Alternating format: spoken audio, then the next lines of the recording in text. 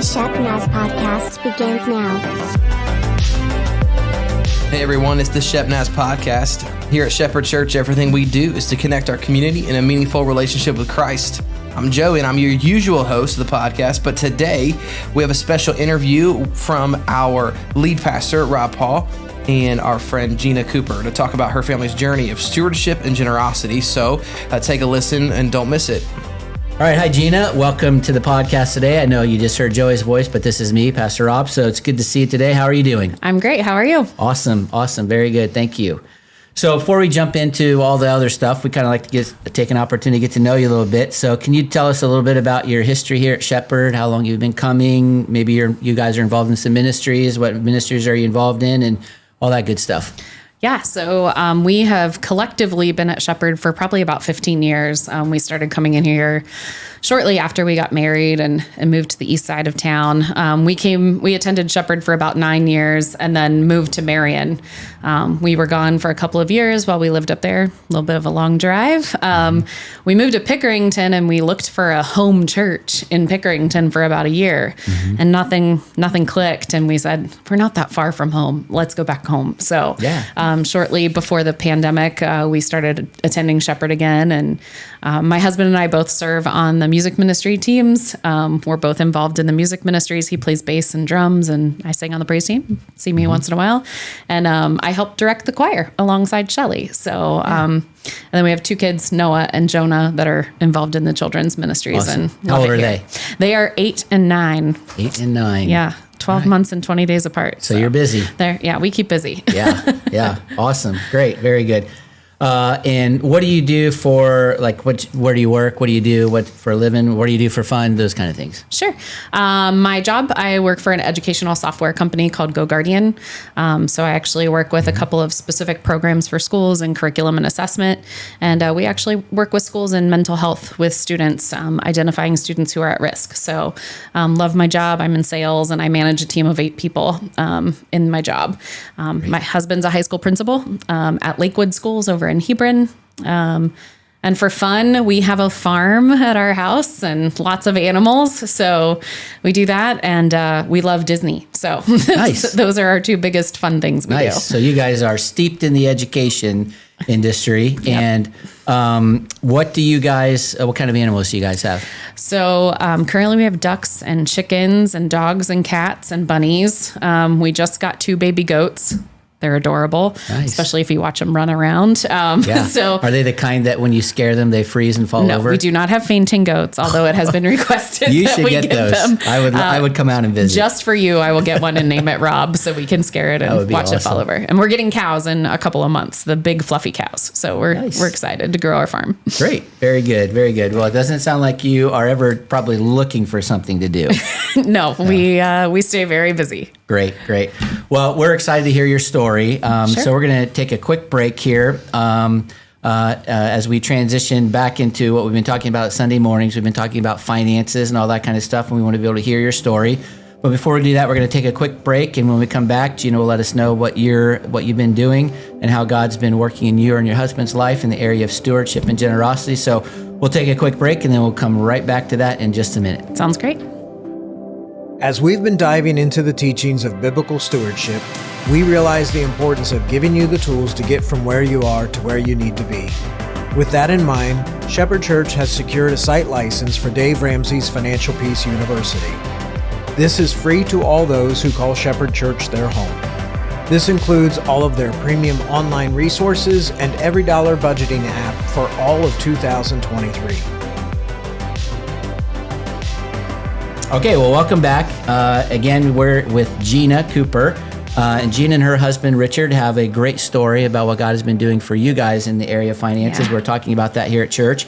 And so I'll just let you tell a little bit of your story. I might interrupt with a few questions or whatever. I know a little bit about it, but sure. Share with us your story and what God's been doing and how he's been challenging you and showing himself to you guys in the area of finances.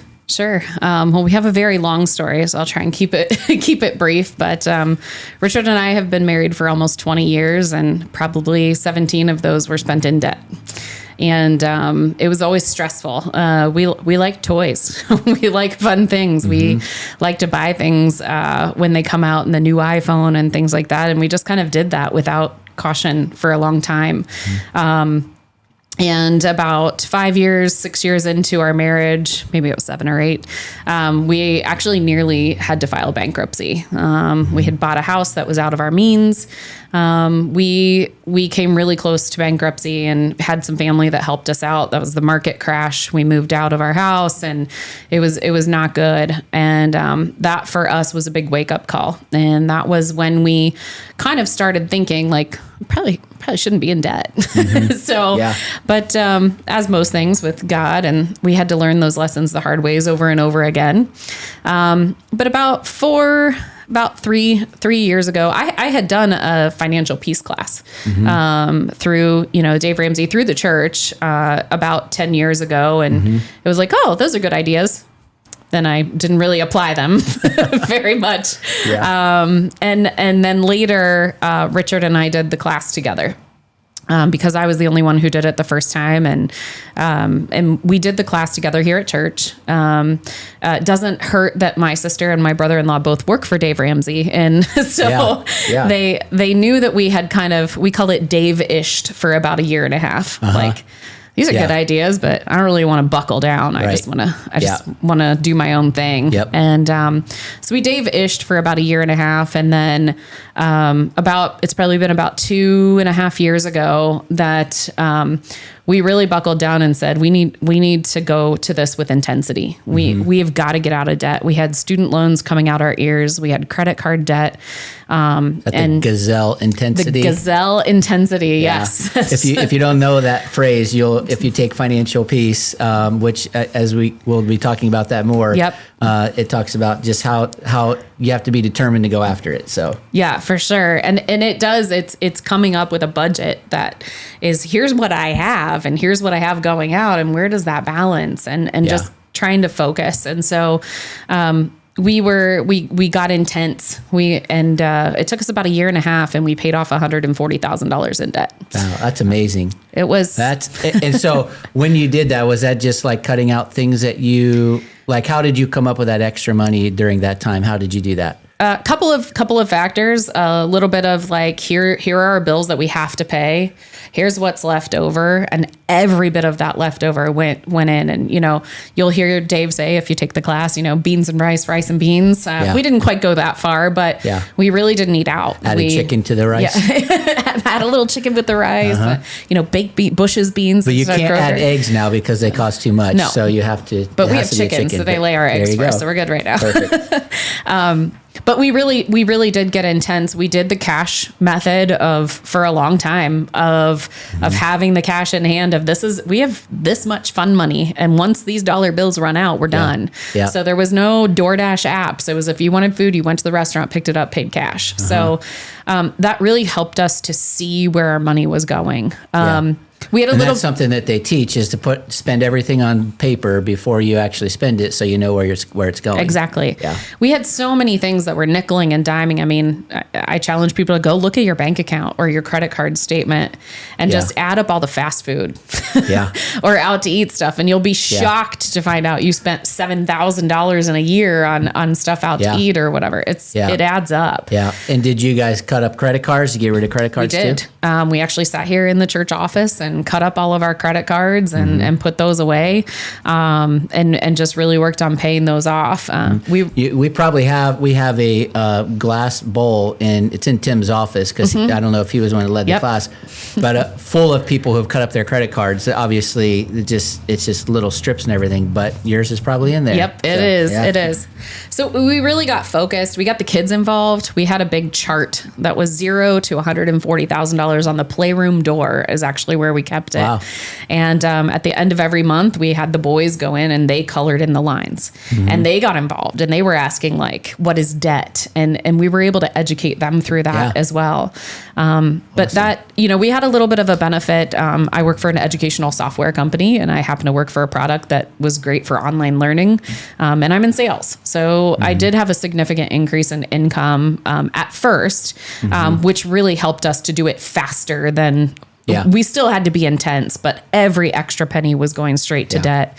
So that intensity stayed. We had a little bit of an increase in income, which was nice and just helped us to accelerate what we were going to do. Yeah, awesome.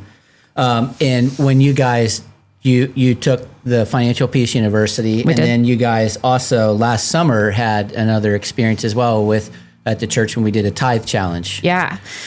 So we've always given money to the church, but it's very sporadic. Like a pull on a Sunday, like we really should write a check for $100, you know, those kinds of things. Yeah. I've never been good at a true 10% tithing, to be completely honest. And you preached on finances, and we loved what you said. Like, we don't really need the money. We just want you to be obedient to God. Yeah. And I had felt the gut punch of God. That's what I call it. God doesn't give me subtle signs. He hits me upside the head with a 2x4. Some of us, myself included, don't get the subtle hints. Right, we have to be punched in the gut. Yeah. So we got the gut. I got the gut punch and was thinking, you need to do this. I mean, you gave a money back guarantee, right? Like, if you're not blessed after 3 months, we'll give you your money back. So we said, what do we have? What do we have to lose here? And I wasn't sure. Richard and I aren't always on the same page about everything. And we left and we got in the car. And before I could say anything, Richard said, we need to do the tithe challenge. And I was like, okay, I agree. Yeah. And so that day I went and set up the auto withdrawal, and we decided to do weekly so that it didn't feel like so much at one time. Maybe it feels a little better, but it's the same thing. Yeah. And we set it up. For us, it was a significant amount of money to tithe. I'm also commission. And so we have a base that we give, and then if I get commission, we give above that. Yeah. And sometimes that really hurts. But during that time, Richard was working at a different school district and just really feeling like he needed to get out. There were a lot of situations going on there that were not great. And so he was really looking for a new job. It was almost a have to, not a want to move jobs. Yeah. And we prayed a long time. We had a lot of people, your wife included, who were prayer warriors for us during that time. And Richard had interviewed and lost, not gotten several jobs. And we're going, why? Like, this one seems so good. Yeah. The day before his contract ran out at his other school district, he ended up getting a job. Wow. At a different school at Lakewood in Hebron. And so on time, but never early, right? God never does early for us. Yeah, not us either. If he does for you, let me know so that I can find the trick. But the day before his contract ran out, he was blessed with this new job that was less days, more money, less days. And it really was such a huge blessing. And the hard thing with the tithe challenge is not doing it to get something out of it. Yeah. And I think we really went in with that, like, we're just doing this because we're being obedient. And we haven't always been there in our Christian walk to have that kind of just faith. But it turns out he does bless you through it. Yeah.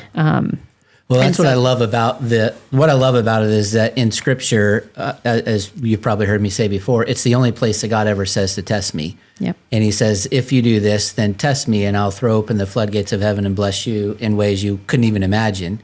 And for you, one of those blessings was a new job. I mean, it was the last day of the contract, but there was that. And were there other blessings that you felt like you experienced during that time? Little things all throughout the whole time. But then the other big blessing was in October, I got a promotion at work. Totally unexpected.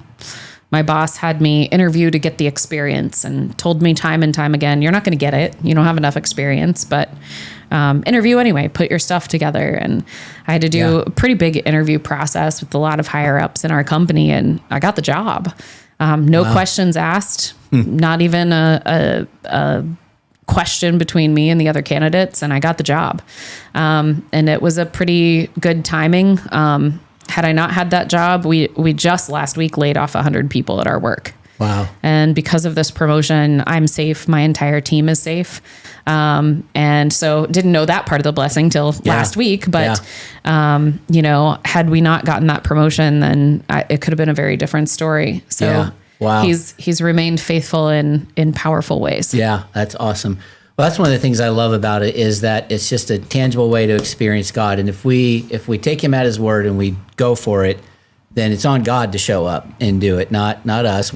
Our job is just to be faithful. And but we get the opportunity to experience God in these new ways. And all that does then is deepens our faith. I'm guessing that probably did for you guys.